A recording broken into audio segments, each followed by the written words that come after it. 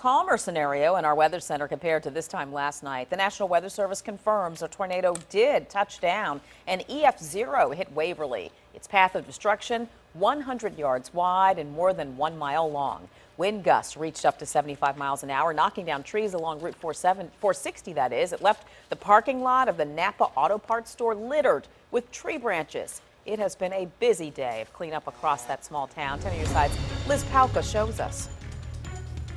There's a lot of tree debris for people to clean up here in Waverly, but there's also some significant damage, like this large tree that fell on top of several gravestones. Here at this church, it's going to be very costly for them to fix this, but also there's several veterans buried here, which means that families won't be able to come here for Memorial Day.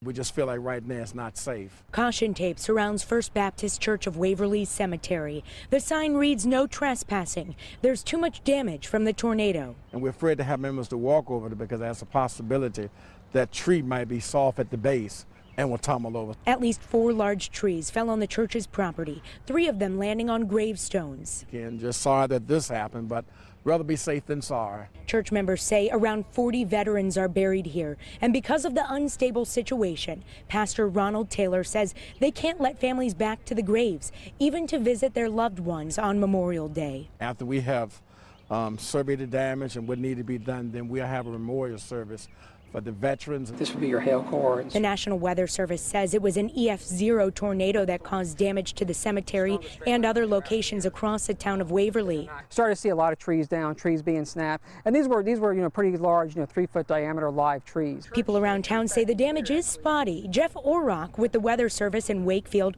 saw the same as he surveyed the area, which convinced him this damage was the result of a weak tornado rather than strong wind. And then the damage just seems to disappear.